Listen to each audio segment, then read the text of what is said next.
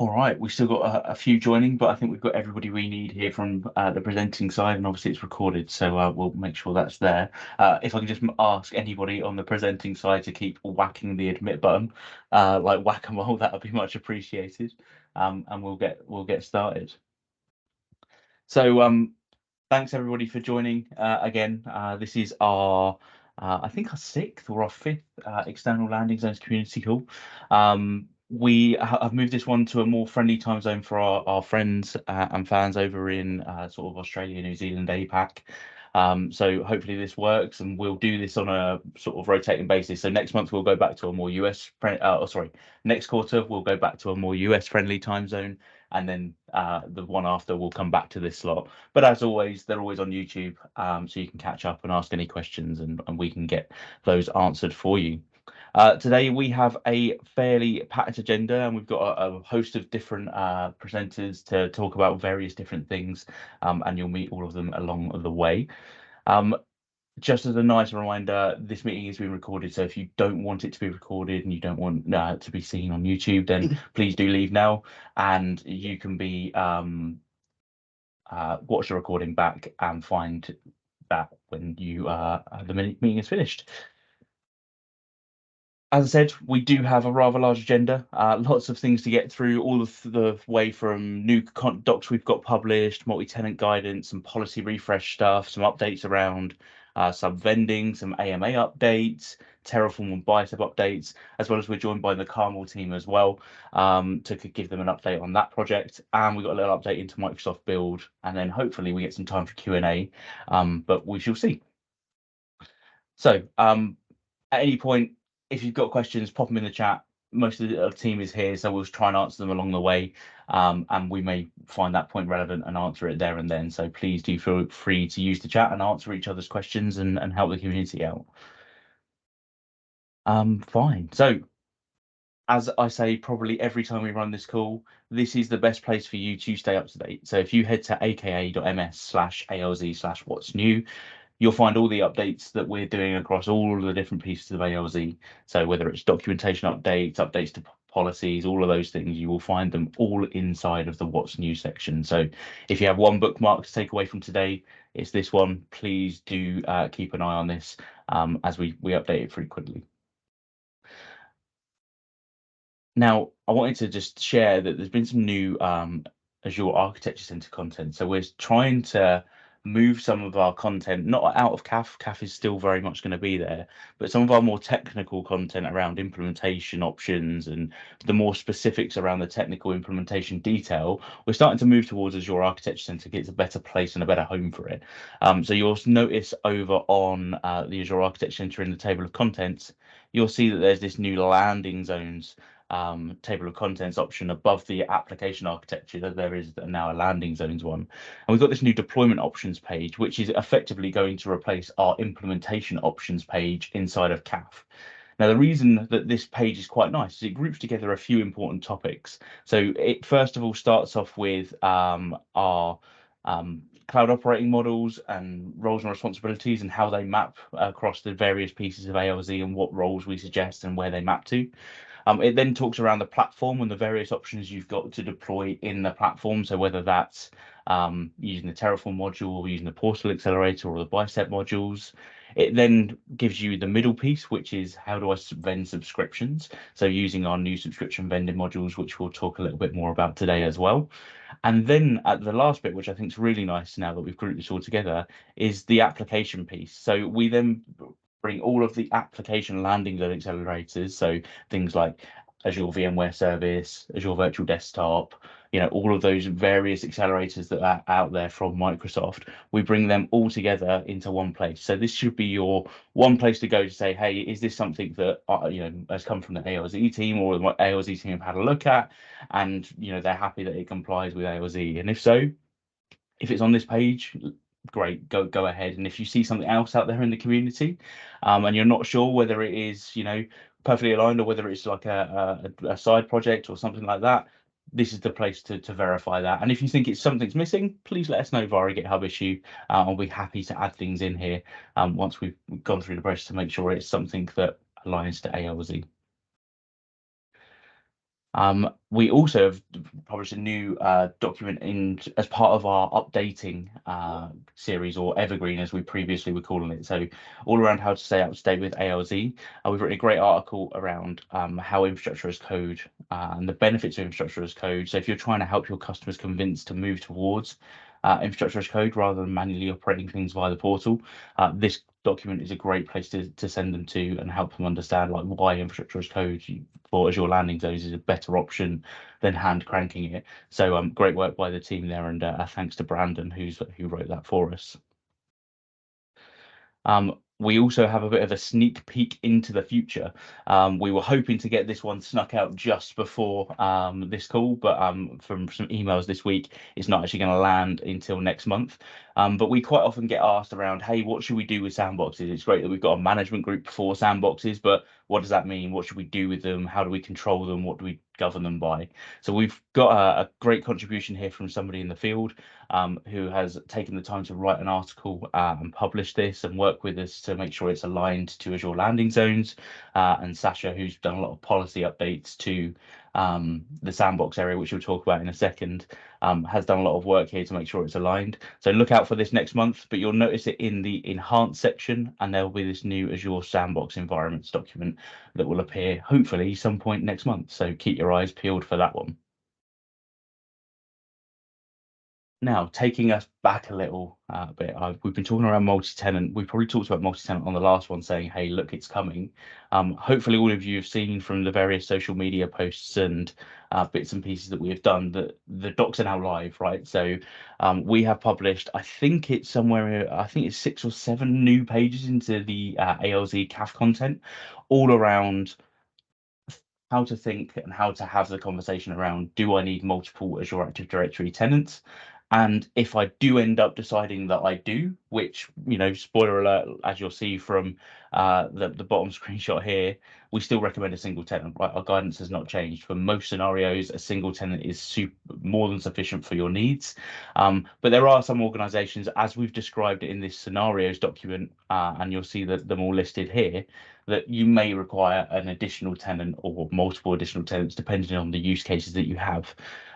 So when you do decide, or if you do decide that you need multiple Azure Active Directory tenants for the valid reasons as described in the scenarios, there's then lots of our typical ALZ style guidance, considerations, recommendations, go here to read more, for all topics, right? So we have a general one which covers the majority of considerations and recommendations, and then we've broken out some individual pieces like how do I automate and how do I do deployments across, how do I do multiple deployments of ALZ across multiple tenants? How do I think about that? So we've got an article dedicated to automation with a couple of approaches in there that you'll see here. We also have one around Canary. So, hey, all right, I like the ALZ Canary guidance, and I already do that in a single tenant. What do I do if I have multiple tenants? And then we've also got a dedicated document to how Azure Lighthouse can become really powerful for you in multiple tenant scenarios, not just from an access perspective and seeing things and managing environments. Obviously, Lighthouse doesn't work at management group scopes and tenant scopes today. It's only at subscription scopes, but there's still some really powerful things around. You may want to have an architecture where you have a single hub network in one tenant with all your private DNS zones, and all of your other tenants are just spokes effectively. So how can you use Lighthouse to make the permissions model easier so you can still assign policies in your spoke tenants, and they therefore can still put their DNS records and their private DNS zone group associations for their private endpoints back to those central DNS zones in another tenant. Now, some really clever architectures there. We're also looking to add one around diagnostic settings as well, because that's supported but fairly undocumented. So we're looking to add that in the coming months as well. So really great content here. Like, we spent a lot of time getting this right. We worked with a lot of large enterprises who are going through these similar conversations. So this is field tested. Some of this work actually came from an engagement that myself and Matt were actually involved with a large customer, and we've effectively copy and pasted the content that we created to help them, and anonymized it to publish it here. So this is real from the field guidance. This isn't just from the ivory tower of ALZ. This is from the field. So well worth checking out. If you do have any feedback for it, please leave comments and get issues via the content at the top where the feedback buttons exist, like this one here. And we'll be happy to have more conversations around that. But yeah, really great content and good work by the team there.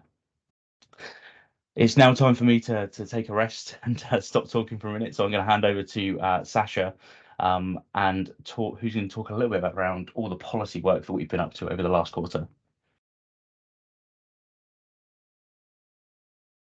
You are on mute, Sasha, if you are talking. Well spotted. Thank you. Hello, everyone. Yeah, ALZ policy refresh. So we kicked off quite a large piece of work in December, and we've gone back and we've reviewed all the assignments, and we've also had a look at what's missing, what should we be doing better, and obviously how can we also better secure and govern some of the new areas that haven't had a lot of love and attention in the past. It was a large piece of work, lots of contributions from many folks, which has been great. So we basically kicked off by reviewing what is currently assigned. We've also now actually properly documented it, cleaned it up. We've also created an Excel spreadsheet that's available in the ALZ policy page for download. So you've got an immediate overview of all the policy assignments and initiative assignments that we're doing. And it's just easier to manage and understand what is being applied in your environment. We've also added a couple of new best practice guardrails for things like Key Vault, which was obviously missing. And we also have some additional assignments that we're adding to the decommissioned and sandbox environments, as Jack pointed out earlier. We also working at removing or replacing policies or no longer assigning policies that are deprecated, right, or on the deprecation path, and this is if they're built in. We're also looking at our current custom policies, and if there is now a built-in policy that does the same or better, we're looking at moving away from the custom policy itself and rather using the built-in policy, which is maintained by product group. And it reduces the overhead on us to keep maintaining custom policies. We also have kind of taken the decision now to not tackle individual Azure services or workload services. We're very much focused on the Azure core, the infrastructure, and the critical pieces that make up your Azure landing zone environment. So we are code complete and we have merged into the main ALZ branch, so it is ready right now. We did 13 net new policy initiative default assignments, and in there that made up 46 new policies, 8 new initiatives. We updated 11 existing initiatives, retired 4 policies, and at the same time we've updated the portal accelerator experience. So this has all the new radio buttons and dials to choose the new options, a lot around security, and obviously we've also added sections for decommission, sandbox. We've reorganized the landing zones page to be a bit more consistent and easier to read through. So my ask to everyone on the call, and this doesn't work without all your contributions, is if you do have any suggestions for new policies or policies that are missing or initiatives that would make a difference, please do go and raise an issue on GitHub and give us a suggestion but do make sure that it's a sensible one, that it's not like unique to government or unique to a specific country or whatever it is. These are policies that would benefit everyone, right? And really, I'm asking for contributions that we can't drive this by ourselves. This only works if everybody is, chipping in and lending a hand. In the next review cycle, we're kicking that off now. We're hoping to get more feedback from the field, from you guys. We're hoping to absorb those, and we'll try and prioritize and get those out in this next cycle. We're also stabilizing the environment. We need to update. So as I mentioned before, we've updated the portal accelerator reference implementation. We still need to update Terraform and Bicep. to support all the new policies and initiatives. Bicep is almost done. I'm not 100% where we're at on Terraform, but it is in the works. And just so that, just for awareness, we kind of neglected policy for the last 2 years. I've kind of jumped in on this, and I'm hoping now that we can have a regular cadence of reviews and releases of policies that just help us keep a well-governed, secure Azure Landing Zone experience for everyone that's using it. And the most important links, of course, as Jack highlighted, always check what's new. That gets updated for every change that we make in ALZ. And if you want the quick link to ALZ policies, you can get an overview of what's happening on that page. It is hidden. There is the Excel link to download the list of all the policy assignments. One of the things I'll do this month is add a pretty icon and make it easier to find. And that's me handing it off to the next person. Let me see who that is. Matt. Thanks very much. I'm just going to take control of the slides. I'm going to talk a little bit about the updates we've been making to subscription vending. Now, first of all, we've been doing a lot of marketing, a lot of public outreach and promotion of our subscription vending solutions.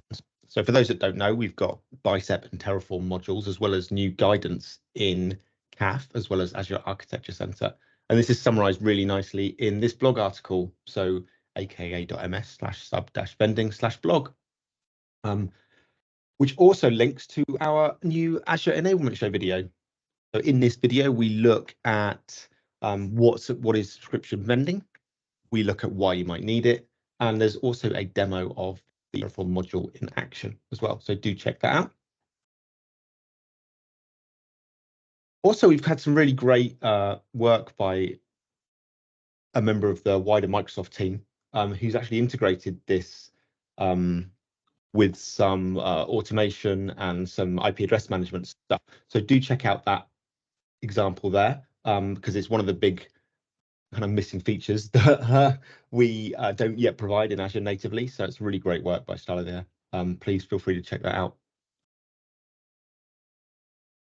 That was a quick whistle-stop tour of the sub-vending updates, but I'll be back for the Terraform stuff a bit later. Thank you, Matt. Good morning, afternoon, evening, everybody. Oh, I've lost the slides. Where have the slides gone? What's happened to the slides, Jack? Still here.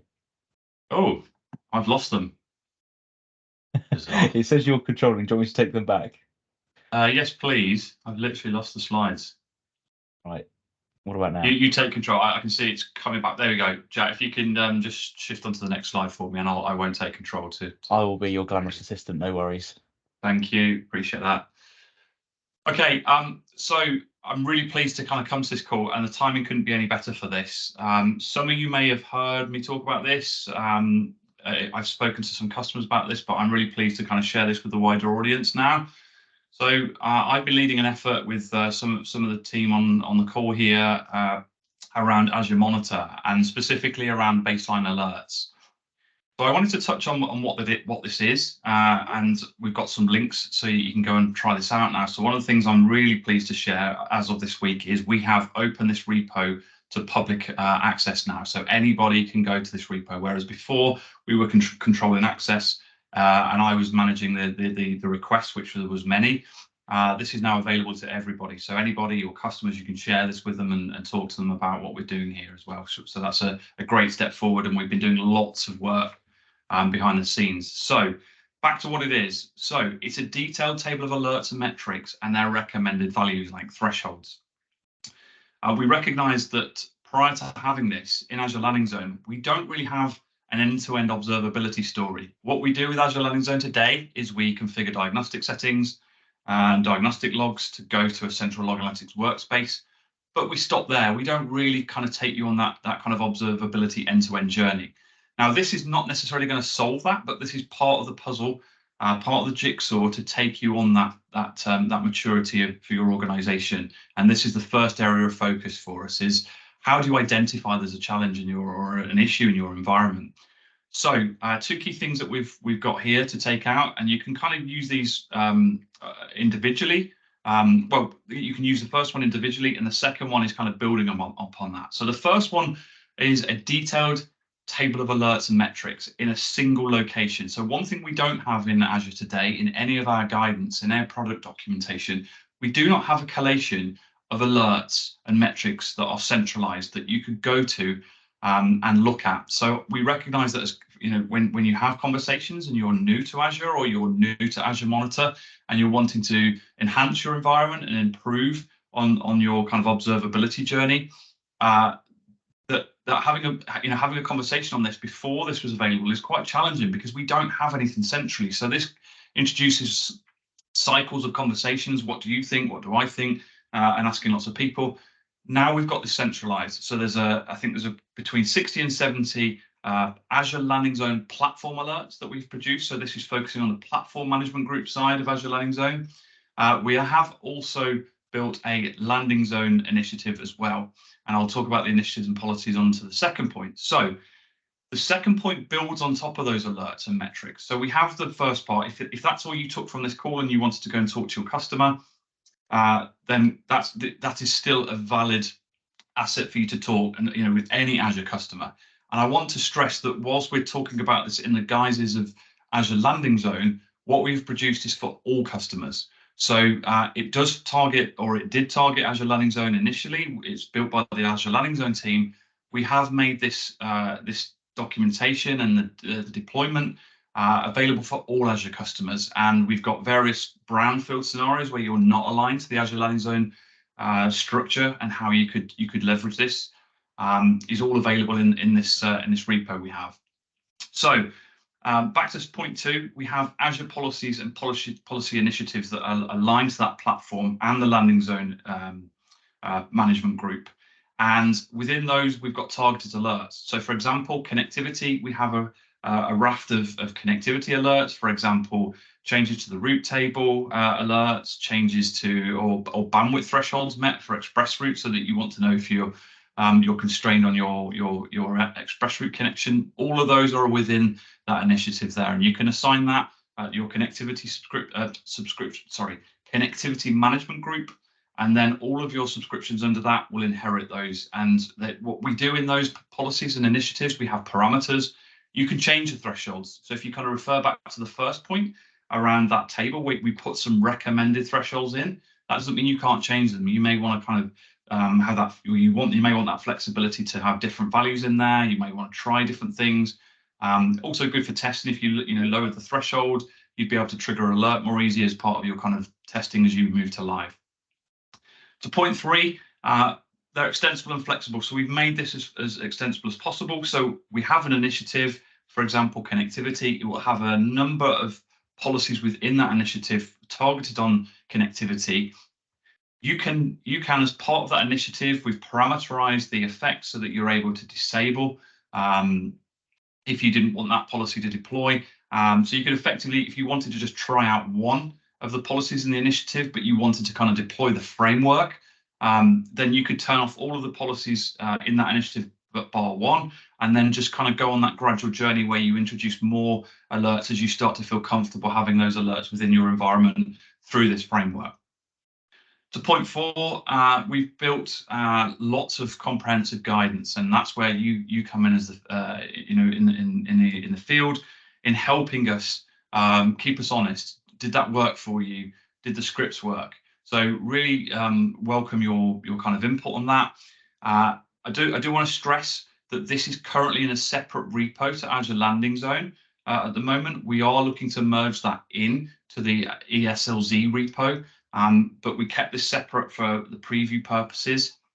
And I do want to stress that whilst we've opened the GitHub repo to public, the actual solution is still in preview. So we still are kind of receiving feedback and welcome kind of hearing back from you. So if you've got any questions or you want to reach out, please drop an issue in this repo. We're actively looking at that, and we're actively addressing PRs as well as they come in.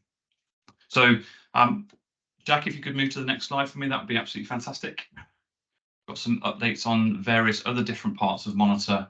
So if we can skip to the next slide, Jack. So I just wanted to give you an update here. So I'm driving the effort around transitioning from MMA to AMA, as most of you will be aware that the MMA agent is going to be the support is being removed from August next year, and therefore there needs to be a plan of how we get from MMA to AMA. And we've had lots of questions on why Azure Landing Zone hasn't adopted the new AMA agent, and I can assure you it's not because of the want of wanting to do so.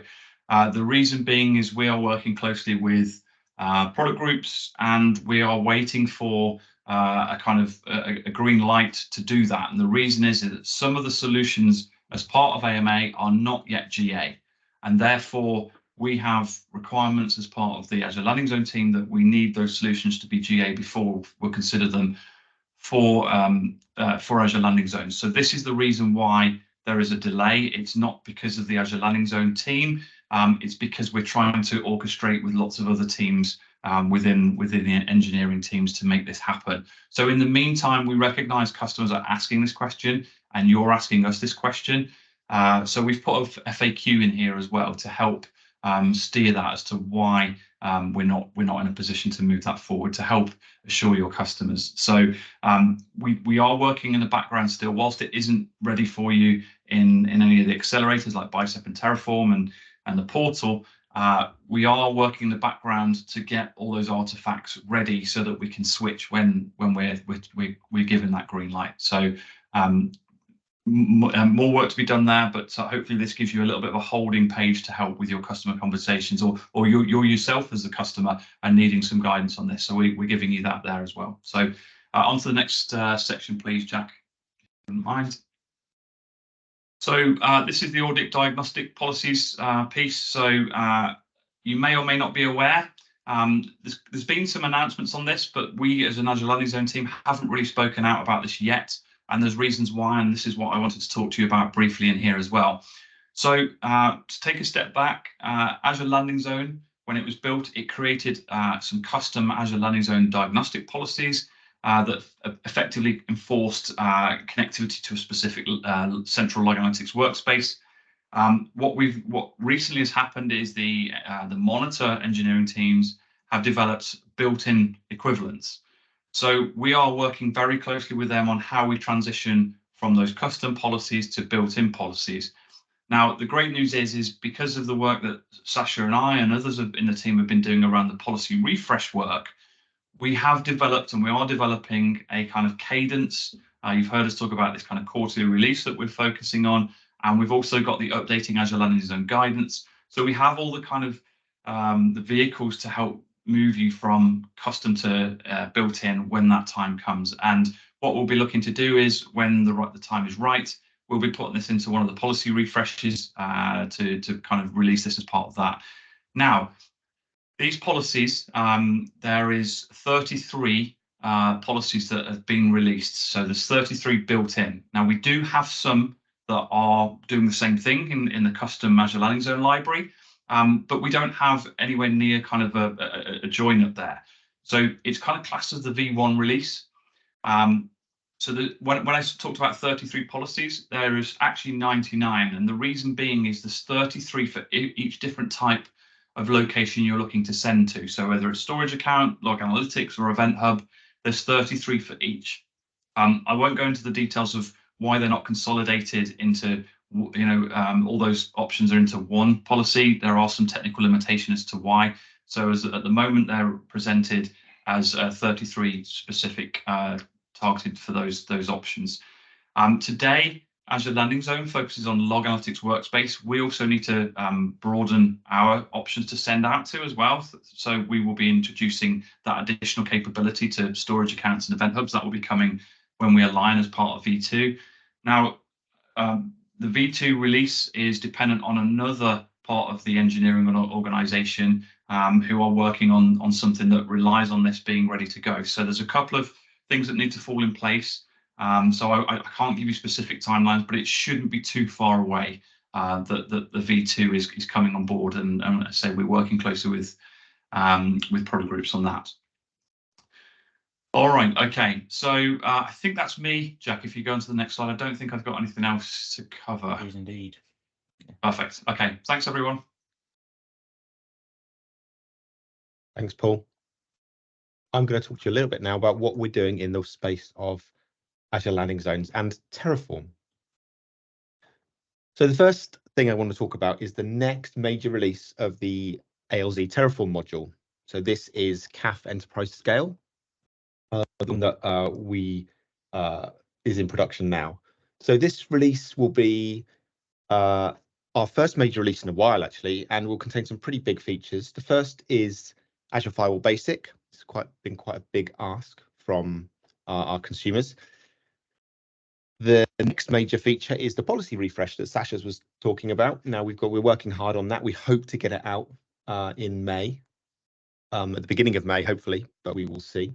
And the second one is a nice quality of life improvement in terms of you can now change the enforcement mode for the policies that are part of the built-in archetypes in the module, which is really fantastic. And that's actually been added by, all of these features have been added not by the core ALZ Terraform team in kind of CAE as our department, but as part of the wider Microsoft field. And it's been really great to see the kind of contribution that's coming in from further afield, let's say. We do also appreciate external community, public contributions from people like yourselves. So if there's some stuff you want to see in the module and you've got some time to dedicate to it, we're always happy to receive pull requests. The next thing I want to talk about is a bit of a state of the union on Terraform. According to our telemetry, which is optional and it's built into the module, we have over 1,200 unique customers for the Terraform module, with over 7,000 deployments, and that number is growing all the time. What's interesting is that of those, only about 60% of them only deploy the core module. So if you're not familiar with the Terraform module, we've got the core bit, and then we've got management, which does your log analytics workspace and solutions, and then we've got connectivity, which can do hub and spoke or hub networking, or it can do virtual WAN. That's an interesting statistic, and we wanted to address some of the internal pain points that we were having with the module, and so we went on a bit of an information gathering exercise, and we asked for feedback from you, from the people that actually use the module. It was really, really interesting. We put an issue on GitHub, and we promoted this on LinkedIn and other channels. We said, hey, what do you think we should do with the future direction for the module? Now, this is not V4, this is kind of post V4 for the module. So have a look at that GitHub issues. It's still pinned actually to the issues board, so you can have a look at it. It's locked now because we are at the point of where we're going to create another issue with our proposed changes for you also to comment on. But obviously, we had a really good response to that issue, and we also then subsequently spoke to 6 customers and partners in more detail around what they thought about current module and what they would like to see it look like in the future. Interestingly, nobody said keep it as it is. It kind of reflected we had some niggles around our internal thoughts about the module, but we wanted to validate that, and ultimately we were able to validate our thinking, which is really good. I want to talk to you a little bit about what the top asks were. Principally modularity. People wanted the ability to separate out fully things like connectivity and from the bit of the module that does the policies and the management groups. Typically, because in larger organizations, they're different teams, and it was seen as a little monolithic, I guess. Simplicity was another one. So it's quite complicated, the current ALZ Terraform module. We have proposals in there to massively simplify the Terraform code by using a custom provider that we're going to write. Also, I guess one of the other big asks is flexibility. The current ALZ module is opinionated, and it was created in a time when before a lot of the CAF naming guidance was there. So some of the things like how you name resources is very opinionated, and actually it's quite difficult to change. So that will be a first-class feature. Again, with the customization of the management group hierarchy, it's quite opinionated. If you don't want ALZ, then and actually it's quite difficult and you lose some functionality, and we didn't have that. If you as customers don't want to deploy exactly what the ALZ reference architecture says, then you shouldn't be penalized for that. We also have some internal asks around maintenance and testing as well that will make our lives easier ultimately. So the proposed vNext architecture, and this picture is a copy of a picture that we put in that GitHub issue, because this is what we are thinking, where it'll be a little bit more like a sweet shop or a candy store, in terms of you can select the modules that you want, which will do the things that you want, and you don't have to have the other stuff. So for example, if you want virtual WAN, you don't need to use the hub module, you just need to use the virtual WAN module. So essentially the submodules that were part of today's code will become separate modules, and you'll be able to then choose the ones you want and orchestrate that yourself. Now that could be in a single repo, or it could be in multiple different repos, depending on what your requirements are and your team structure internally. And we feel that this is a better fit and more flexible. As always, we want your feedback on this. Just in slightly more detail, the reason that we're going the provider route is because the amount of data processing we have to do in Terraform is really pushing the boundaries of what we should be doing in HCL. The reasons around that are we can't debug, we can't set breakpoints. You know, if you've got lots of locals with looking data up and trying to produce outputs, trying to actually test that and make sure it's doing what it's supposed to is very difficult, and it's difficult assertions for it. So, and when it goes wrong, when it's not working, it becomes really, really difficult to debug. So we feel that using a managed code language like Go allows us to set breakpoints and actually see what's going on at the time. Ultimately, we're still going to use the standard Azure providers, so Azure RM and AZ API as required, to deploy the resources. So we're not reinventing the wheel here. Also, we have considered migration. At the moment, we're considering side-by-side for management groups and policies. So essentially deploy a new hierarchy and move your subscriptions into it. Because state migrations in Terraform are tricky. We do appreciate, though, for certain resources like core networking, then we do have to have a migration path. Now, what I don't want to do is put any fear or worry that we're suddenly going to abandon the as is. We're absolutely not. We're going to support the current module with policy updates, and but in terms of new features, that will be an as required and as requested basis. So the current module will stay in place, and we will continue to support our existing customers with the latest policies as they come out. We are always looking for your feedback, so have a look for a new GitHub issue, which will be posted when we have our finalized proposals, which we're just at the moment validating internally. And then, as always, with your feedback, because we create this module for you ultimately. So if you don't like it, then you need to tell us. But if you do like it, we love to hear that too. Thank you very much. I'll hand over to Jack. Awesome. Thank you, Matt. And I've just tagged you on a question in the chat around when can people expect to see the new Terraform module in existence? And I know it's early days, so I'll let you reply in the chat there, unless you want to say anything now on it. I think it's a bit early for that. Fair enough. But yeah, I'll answer it. All good. All good.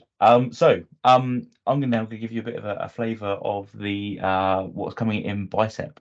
So we've been busy behind the scenes as well, and we're just about to cut our next release. Hopefully, it might be Friday, as in tomorrow, or it'll probably be early next week once the UK is back from the bank holiday. We're just waiting for a couple of little bits to land, but keep an eye out for that. So I just want to give you a bit of an overview of what's coming. So obviously, as Sasha and Matt have both talked about, the policy section we have updated. I actually merged this PI yesterday, so there is all the latest policies from all the hard work that we've done with Sasha in the upstream has been brought into ALZ Bicep, so you'll get all of those new assignments and all those definition updates, which is great. We've also had another great contribution from I feel like we're going to be shouting out Starlay quite a lot. Starlay has also added a great feature to the default policy assignments module where you can specify an assignment name and it will exclude that policy from being assigned. So if you've got like, hey, I want to take all of the ALZ policies, but I don't want that one, like VM backup, for example, you can just specify its name in this array and it will exclude it from being assigned. So you don't have to customize the module. So a really great, simple little fix, which will hopefully help you stay aligned to the module without having to customize it going forward. So yeah, really nice little add there. I'll come back to the accelerator in a second. I'll talk about some of the easier ones first. We had a request from the community around our hub spoke orchestration, or hub spoke peer, or hub peered spoke module that creates basically in a new subscription the peering to a hub network or a virtual WAN hub, and also puts it in the right management group and does a few bits there. That was an external community contribution a little while ago. It didn't have the capability to link it to any private DNS zone. So say you weren't using a centralized DNS server or private DNS resolver, and you didn't set DNS servers to go to an IP address, but you wanted to actually link the new VNet to the private DNS zones via a VNet link. We didn't have a way for you to do that. So James has done some great work in our team and added this in the last couple of weeks. So you can now specify an array of private DNS zones to link that VNet to, and it will do that thing for you as well, which is a nice little add. We've also had another great little ad from James here as well. We had another ask that today we allow customization of the management groups beneath landing zones in the Bicep modules. So beneath landing zones, you can create anything horizontally. Obviously, there's Corporate Online and there's the confidential Corporate Online versions for some reasons there as well. But then there's an object that you can define whatever you want beneath there. Horizontally, no more vertical, as per our tailoring guidance. And we've just basically ported that functionality to be the same in beneath platform. So you can have the default platform management groups, or you can turn them all off, or you can say, hey, I want some different ones here as well, an additional. So we've added that functionality as well, which is a nice little add again. And then I want to move on to the ALZ Bicep Accelerator. Now, your first question might be, isn't the repo already an accelerator? And you're like, yes, in a way it is. But what we've heard loud and clear from lots of people is we don't help. People are struggling to set up GitHub repos with actions and production ready sort of instantiations of that. So how do we get the full end-to-end set up ready to go, not just have the modules and then have to work out the pipeline stuff ourselves? So we've listened and we've been busy working behind the scenes with a couple of teams internally at Microsoft who've been wanting to build this as well. And a couple of Zach from the ALZ Bicep team has been leading strongly on this. And this effectively is a new PowerShell module that is published to the PowerShell gallery. It doesn't deploy anything to ALZ. It doesn't deploy ALZ, right? So the first thing, so it's not a PowerShell ALZ version. That is never something we want to entertain because we believe in declarative infrastructure as code languages. So this is purely to help you bootstrap a repo, right? So you can use this PowerShell module to effectively pull down the latest release of ALZ Bicep. We've got now a folder that some of you may have seen inside of the repo called Accelerator, which has a load of files that get dragged in by this PowerShell module, and then we do a lot of replacing. So all of the parameters that need to be replaced in the module, like the top level prefix, the subscription IDs, all the various naming bits, the regions, all of those things, you will get asked as part of this PowerShell module when you call the command to build or do a new ALZ environment. It will ask you a load of questions like, what's your management subscription, what's your connectivity subscription, what's your identity subscription, what regions you want to deploy in, what prefix do you want to use. It'll ask you all those things, and then it will replace across all of the files, including the parameters files in ALZ, all of those things, so you haven't got to do anything.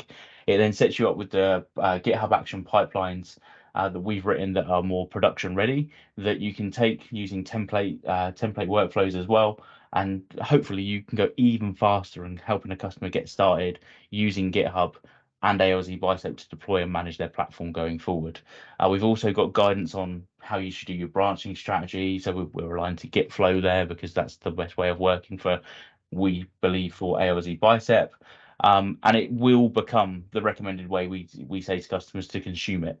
We've also got guidance there on, if you do want to customize a module, you should put it in this location, because we're also going to release this tooling also helps you stay up to date. So when we cut a new release, it'll actually help you pull that latest release into your existing GitHub repo and make sure that we don't overwrite anything via a PR and stuff like that. So lots of improvements coming to help you consume this at scale.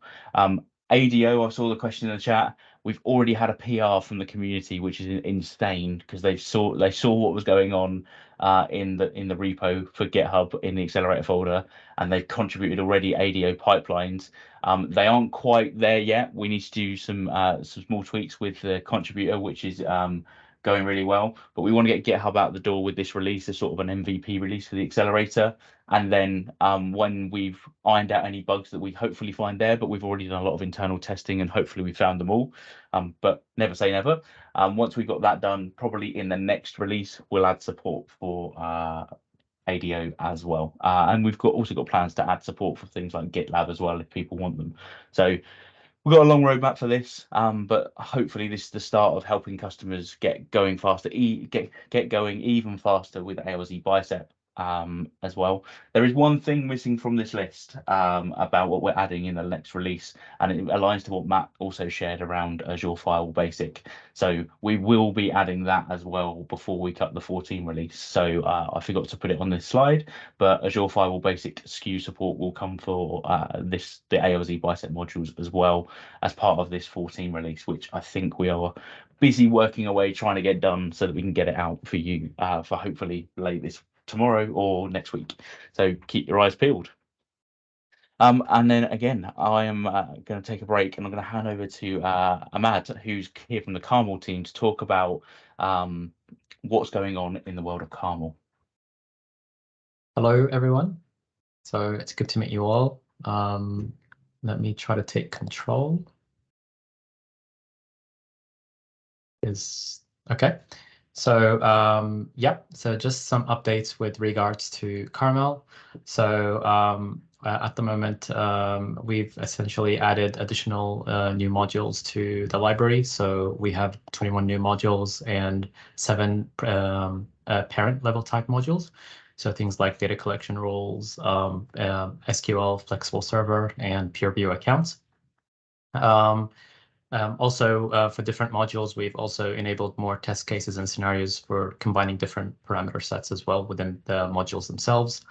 And in addition, now we have also integrated PS rule into the pipelines and workflows in the Carmel CI.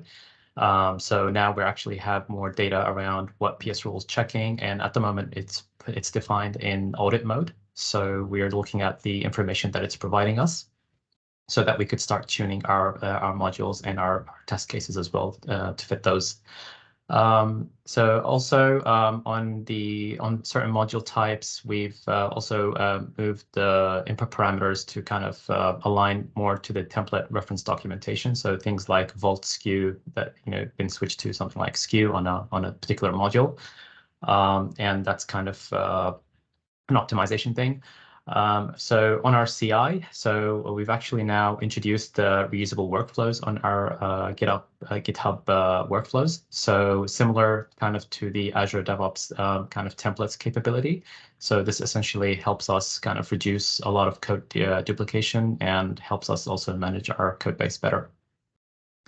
Now, with regards to runtime parameters, so we've also added runtime parameters which kind of help out in branch testing. So, for example, if you're using a branch, you could actually selectively in your dropdown choose certain tasks or workflows within the module deployment.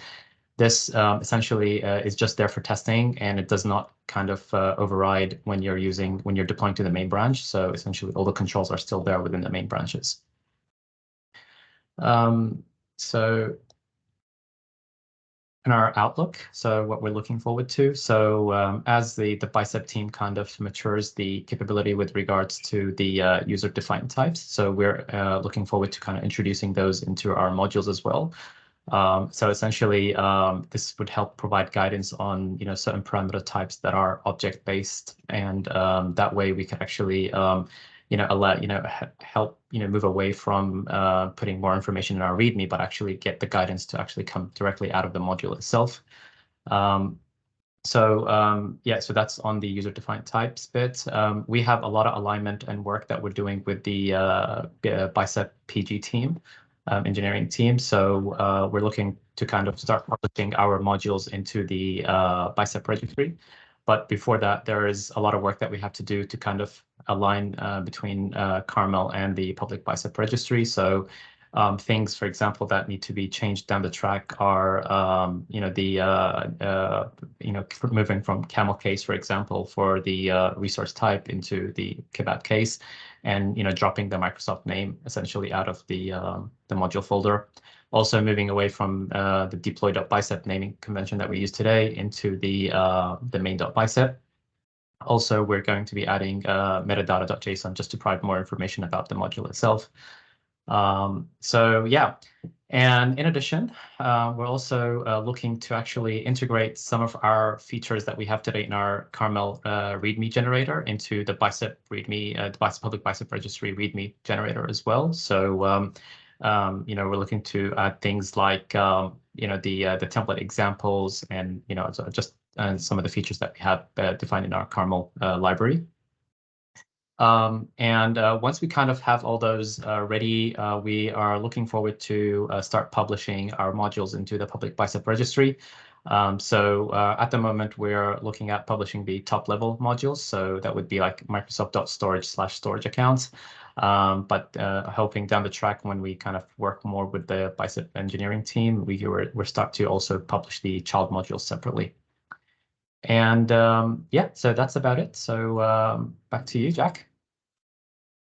Awesome. Thank you, Ahmad, and lots of great work going on there, especially the registry stuff that I've also been involved in. So looking forward to getting that done because I think it'll benefit a lot of us. And we have some plans for ALZ Bicep and Carmel as well coming up, we've been discussing. So keep your eyes peeled on that stuff as well. All right, so moving forward, Mr. Grimley.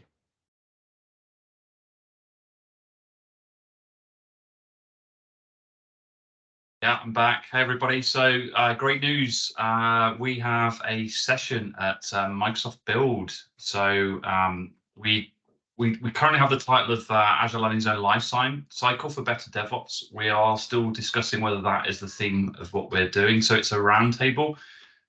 We will be sharing links shortly. So we're building out the session, the speakers, etc., and the content. So we will happily share that with you on our socials. Because it will be before our next quarterly meeting, unfortunately. So keep an eye on any of the speakers' LinkedIn profiles. We'll be publishing these links, and yeah, welcome you coming along and having a conversation. Just so you're aware, the numbers are limited for this roundtable because it's an interactive session. So we pose a couple of questions and then we look for feedback from yourselves, and we have that open conversation. So our kind of teams behind the scenes will be kind of looking to understand who is the best fit for those sessions. But when we send the links out, please register and then we can take it from there, because we're really looking forward to speaking with you. And it is going to be, I think it's quite late in the UK. I think it's like 10:30, 11:30 on the night. So it's going to keep a few of us up late that night. But and that works well for this time zone. You know, if you're based over in Asia Pac, so that will be the next day for some of you. So that may work well. But yeah, really great. This is the first time we've had a session at Build.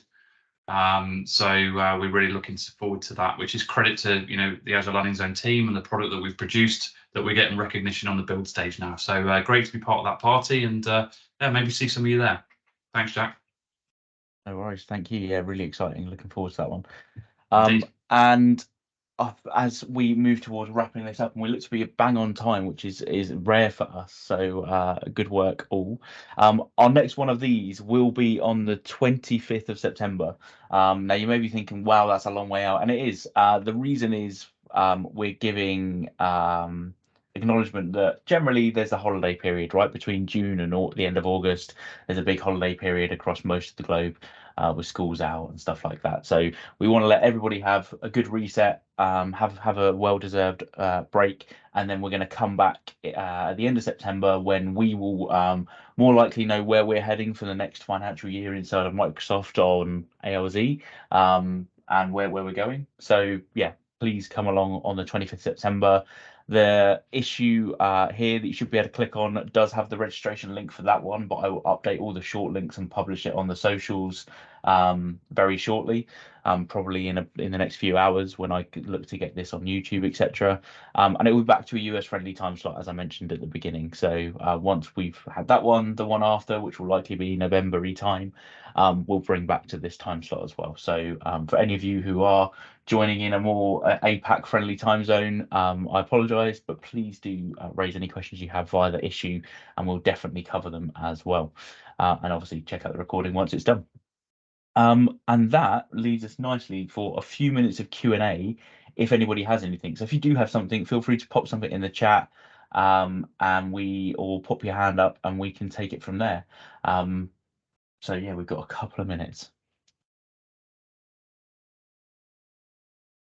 And I'll use Paul's meeting technique that we'll do the whole going once, going twice thing. So we'll leave it one more minute, and if there's no other questions, we'll wrap it all up. Matt, do you have anything to add? No, I'm just going to say, do put your hand up, and then we'll invite you to come off mute if you want to speak. Looks like there's a lot of love for the CAF Terraform stuff that you're doing, Matt. So I think the proposal will be one we'll definitely share, and we'll be looking for everybody's feedback on the proposal that we're generating. Yeah, what we'll do is we've got a Git repo already, actually, with some mock-up examples of how it might look in the new vision. So what we'll do is we'll share that and then invite your feedback as always. Yeah, the deck will be shared as always as well on the community call link that I shared just on the slide before on this one. So you'll find a PDF of the deck that we've used today as well there. So you'll be able to find that stuff as well. All right, well, it looks like we haven't got any questions, so I think we'll just call it here. Thank you, everybody, for joining and sticking around. Some of you, I know it's very early. Some of you, I know it's perfect for your time zone, and we hope to do this again. As always, stay in touch with us via the GitHub issues on the repos, and we look forward to seeing you all in September. Thanks all. Thanks. Thank you.